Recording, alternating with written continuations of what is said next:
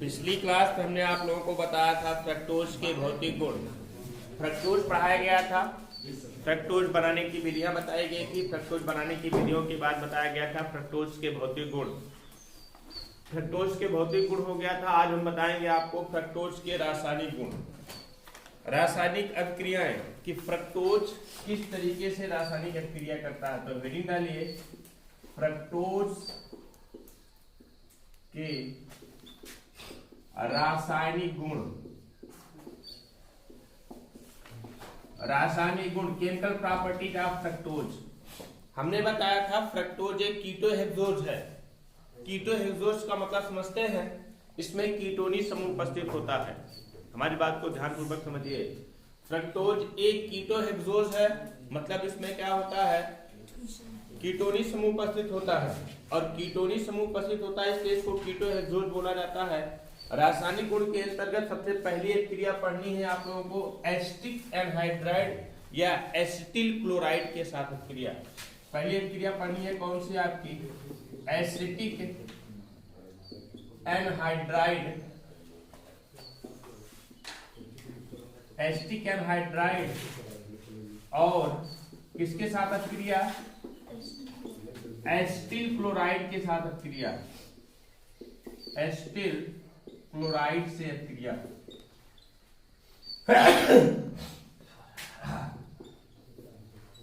Acetyl chloride के साथ अभिक्रिया। देखिए फ्रक्टोज के बारे में हमने आप लोगों को बताया। फ्रक्टोज क्या होता है, CH2OH, बीच में एक कीटोनी ग्रुप होता है, bond CHOH, bond CHOH, bond CHOH और बांड CH2OH। इसकी अभिक्रिया कराई किसके साथ जाती है, एसिटिक एनहाइड्राइड के साथ। एसिटिक एनहाइड्राइड का फार्मूला CH3CO का होल ट्वाइस इनटू O। अगर इसका और थोड़ा सा विस्तार करके लिखें, स्ट्रक्चर बनाएं थोड़ा सा अलग अलग करके, तो क्या बनेगा आपका CH3CO, CH3CO bond O bond, यही होगा ना। बट इसके कितने मॉलिक्यूल्स लगेंगे, यहाँ पर 5 मॉलिक्यूल्स लगेंगे। अब 5 एसिटिल समूह यहां से निकलेगा, 5 एसिटिल समूह, 5 CH3CO, 5 एसिटिल समूह, 5 OH का हाइड्रोजन परमाणु यहां से क्या करेगा भैया, विस्थापित करेगा और इसके स्थान पर जाकर के लग जाएगा। बनेगा क्या आपका CH2OCOCH3 bond C double bond O, bond CHOCOCH3 और फिर यहाँ पर CHOCOCH3 और फिर CHOCOCH3 और फिर CH2OCOCH3। निकला हुआ पांचों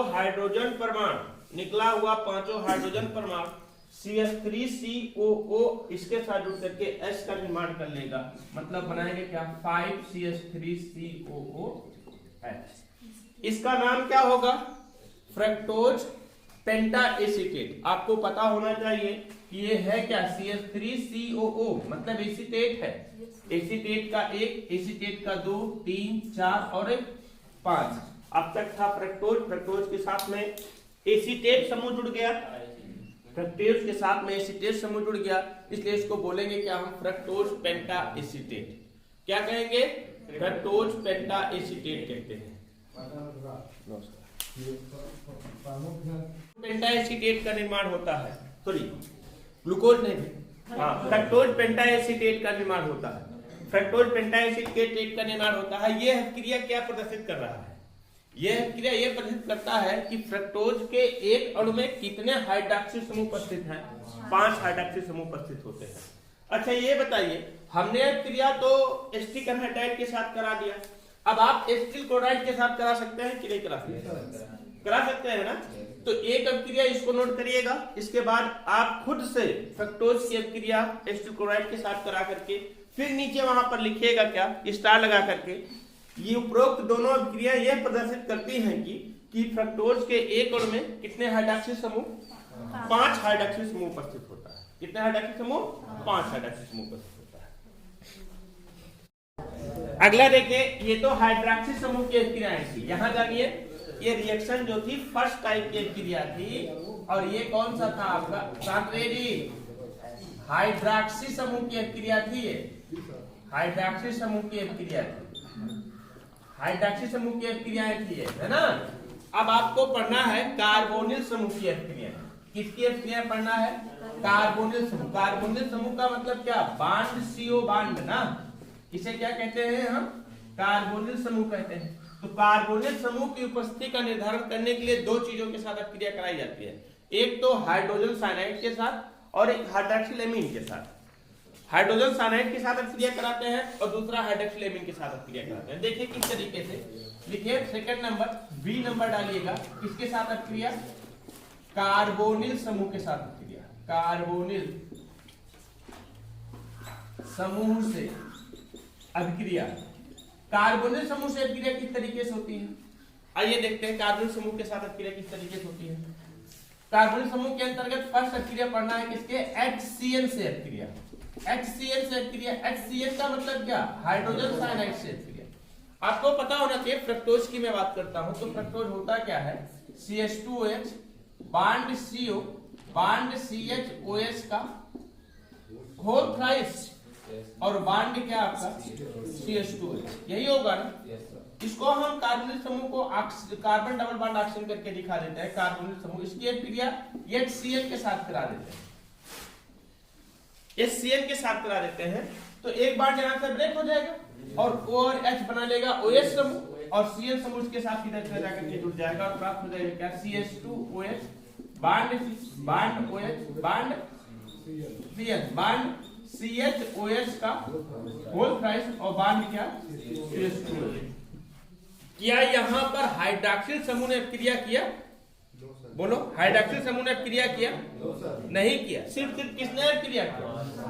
कार्बोनिल समूह ने अभिक्रिया। इसका नाम क्या हो जाएगा? Fructose cyanohydrin. क्या बोलेंगे इसे हम?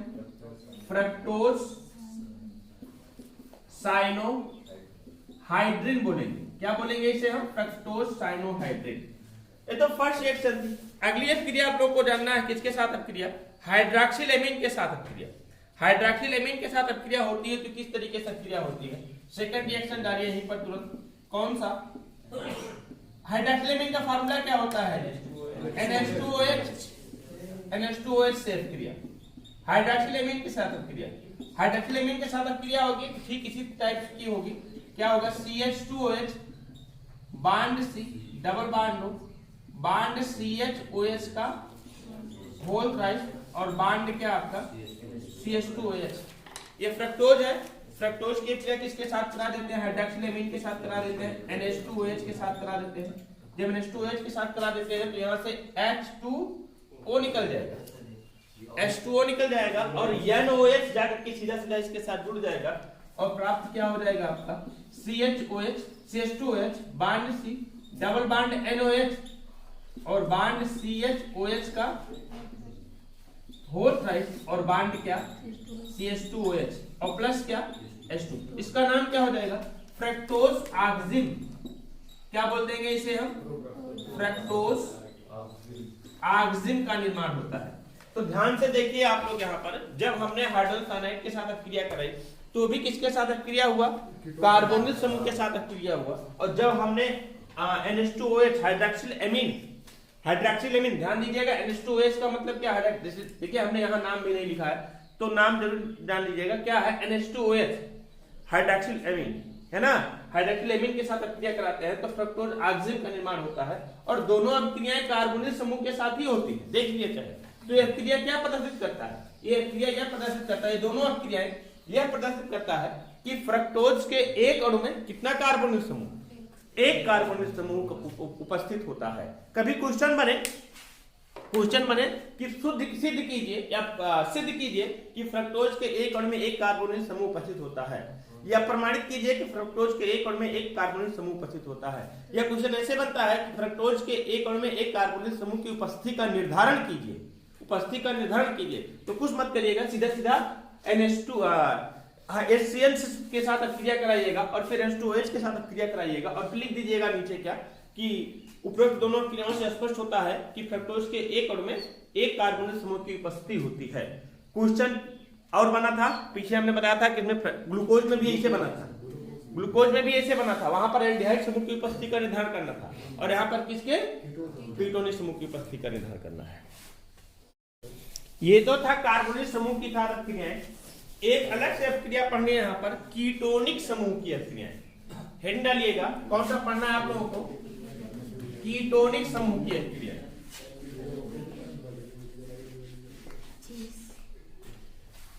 लिखिए कीटोनिक समूह की अभिक्रियाएं। कीटोनिक समूह की अभिक्रियाएं पढ़ना है। कीटोनिक समूह की अभिक्रियाओं के अंतर्गत सिर्फ इतना जानना है, फेलिंग विलयन का अपचयन और टालन अतिक्रमक का अपचयन, है ना। तो फेलिंग विलयन का अपचयन, टालन अतिक्रमक का अपचयन, कीटोनिक समूह के साथ अभिक्रिया सिर्फ इतना जानना है। क्या करता है, फेलिंग विलयन को लाल क्यूप्रस ऑक्साइड में अपचयित कर देता है, फेलिंग विलयन को लाल क्यूप्रस ऑक्साइड में अपचयित करता है, और टालन अतिक्रमक को रजत दर्पण में अपचयित करता है। किसमें, रजत दर्पण में अपचयित करता है। तो लिखिए कीटोनिक समूह के साथ अभिक्रियाओं के अंतर्गत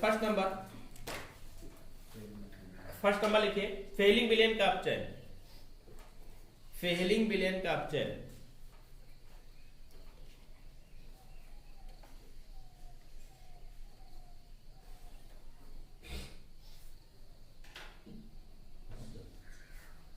लिखिए। फ्रक्टोज फेलिंग विलयन को, फ्रक्टोज फेलिंग विलयन को लाल क्यूप्रस ऑक्साइड में अपचयित करता है, लाल क्यूप्रस ऑक्साइड में अपचयित करता है।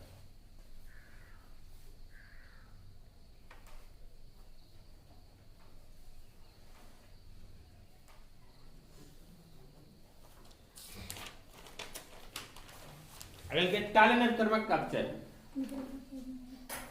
टालन अभिकर्मक का अपचयन,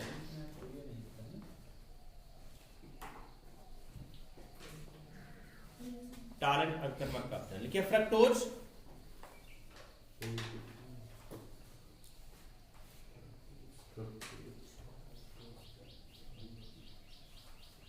टालन अभिकर्मक को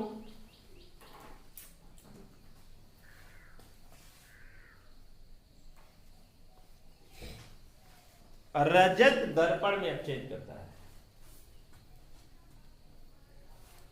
टालन अभिकर्मक को रजत दर्पण में अपचयित करता है।